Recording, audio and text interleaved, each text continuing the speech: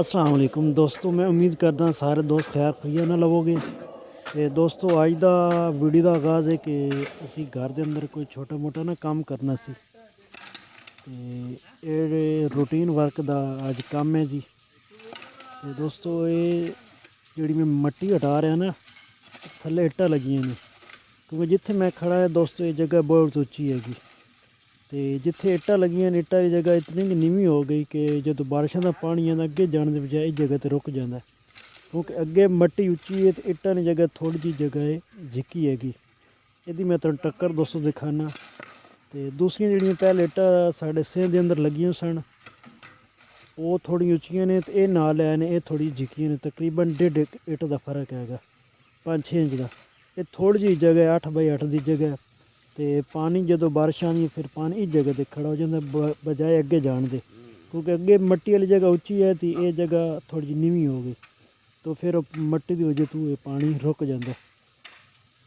ये बारिश आके दोस्तों पानी उत्ते चढ़ गया सी, तो मट्टी थोड़ी जी ना मट्टी उत्ते चढ़ गई सी, हटाना पड़ा। वो दोस्तों देखो टक्कर नज़र आ रही है, देखो इट्टा इतनी इट्टा जड़ियाँ ना झिकी हो गई, इन्हों का हम बराबर करना है दोस्तों। इट्टा पुट के ये थले मिट्टी सुटांगे। तो लो जी दोस्तों, काफ़ी इट्टां माशाल्लाह पुटियां गई ने। हुण तोड़ो जिथे तक तार पई है उत्थे तक इट्टां पुट के ते वापस इत्थे जिहड़ा ना मिट्टी सट्टांगे। मिट्टी सट्ट के ते उत्तों जिहड़ा ना इहदी कुटाई करके ते फिर दोबारा इत्थे इट्टां जोड़ देंगे। दोस्तों अज दी सारी रूटीन दा जितने दिन दे अज काम होएगा, क्योंकि जुम्मे का दिन है, छुट्टी है। तो असी तीनों भाई जिहड़े ना रल के अज काम कर रहे हैं, जिहड़े घर के छोटे मोटे काम ने अज मुकम्मल करने ने। काफ़ी इट्टां पुटी गई, थोड़ियां रह गई दोस्तों। तो दोस्तों मिट्टी अलहमदुलिल्लाह मैं सट ली उस जगह, तो आखिरी रह गई सी मट्टी की तगारी। मैं कि चलो इन्हू वीडियो के अंदर शूट कर लीए। दोस्तों बड़ा ही औखा काम जे, मेहनत मजदूरी का काम बड़ा ही औखा जे। वो भाइयों की बड़ी हिम्मत जेडे साढ़े भाई काम करते हैं, मेहनत मजदूरी का बड़ा ही औखा काम जे। ये दोस्तों देखो कुछ मिट्टी सुटी गई, कुछ मैं सुट रहा, ये करके लैवल करके तो फिर तू जड़ा धमूसा कुटाई करनी। तो दोस्तों अलहमदुलिल्लाह मिट्टी सुट के बराबर करके तो तू हूँ मैं धमूसला कुटाई करें, ताकि जड़े क्योंकि इट्ठां तो लानियां नहीं है, रोड़े टुटे छुट्टे रोड़े लाने ने टोटे, तो वो फिर थले बह ना जान। तो इस वजह तू जड़े ने लैवल करके तो फिर धमूसा जो कुटाई हो जानी, जगह हो जानी पक्की, फिर रोड़े उत्ते जुड़ जाएंगे, तो फिर वो जड़े ना थले नहीं बहणगे, थले नहीं बहन लगे। दोस्तों यही बस यही जगह सी जिथे पानी शानी खलोंदा सी। हुण ये जगह माशाल्लाह बेहतरीन हो जाएगी, बराबर हो जाएगी।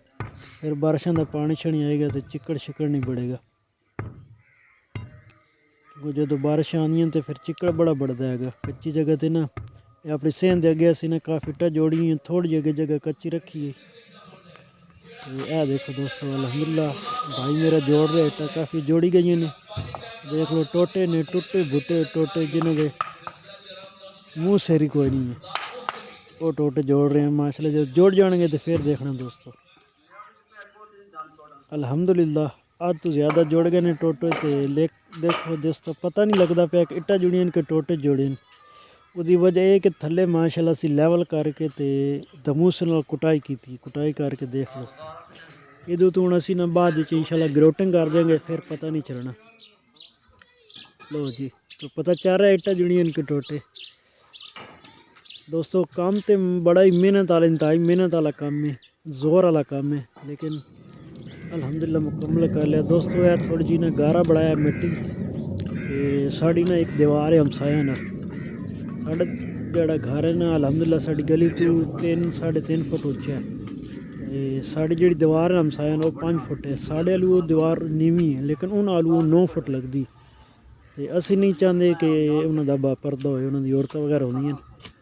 अल्हम्दुलिल्लाह साढ़े हमसाए माशाल्लाह बहुत अच्छे ने, पठान फैमिली ना तलक है, लेकिन असी दीवार के उत्ते 3-4 लगाने ने। देखो यह दीवार है दोस्तों 5 फुट ही है, ये उत्ते हूँ 4-5 रंदे लगाने ने, लगा के कोई ना कोई उच्ची हो जाएगी।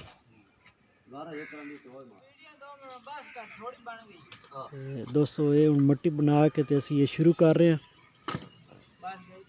ਉਹਦੇ ਉੱਤੇ ਜਿਹੜੇ ਨੇ ਰੱਦੇ ਲਗਾ ਦੇंगे दीवार ਦੇ ਉੱਤੇ ਨਾ ਜਿਹੜੇ 4 ਲੱਗੇ 5 ਲੱਗੇ ਤਾਂ ਕਿ ਕੁਝ ਨਾ ਕੁਝ ਜਿਹੜਾ ਨਾ ਪਰਦਾ ਹੋ ਜਾਸੀ ਉਹਨਾਂ ਨੂੰ ਸਾਡੇ ਵਾਲੀ ਪਰੇਸ਼ਾਨੀ ਨਾ ਬਣੇ।